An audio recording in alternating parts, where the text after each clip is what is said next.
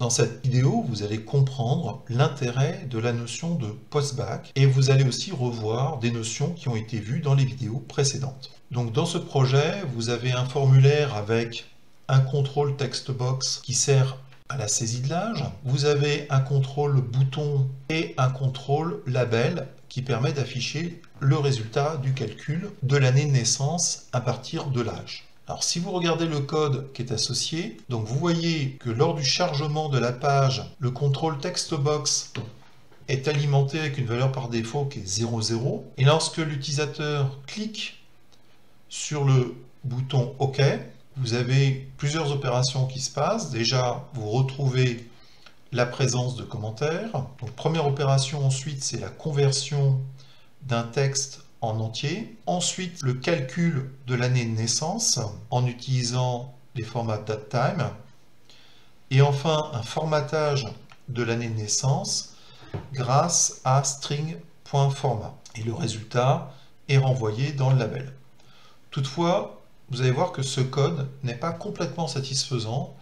Lancez Internet Explorer.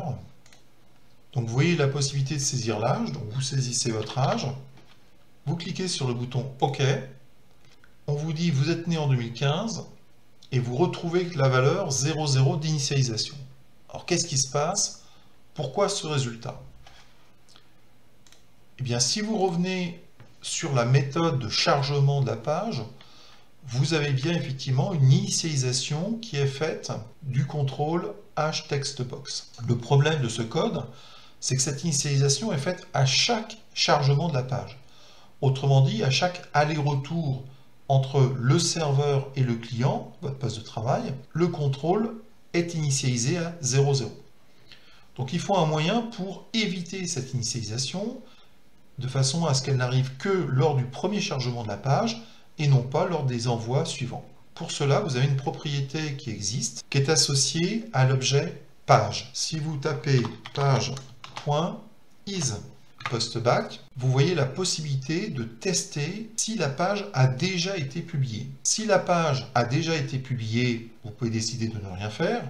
Par contre, si la page est envoyée pour la première fois sur le poste du client, vous pouvez choisir d'initialiser le champ hTextBox. Donc il faut évaluer cette expression. Ce qui nous intéresse, c'est que l'initialisation du champ hTextBox ne soit faite que la première fois.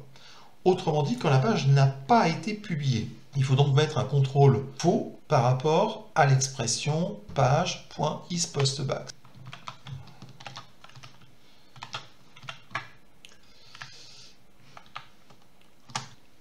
Voilà. Et je ne fais donc l'initialisation de la page que si elle n'a pas été publiée la première fois. Je relance Internet Explorer, vous mettez votre âge, vous cliquez sur OK, et vous obtenez le bon résultat, et vous voyez que votre valeur est conservée.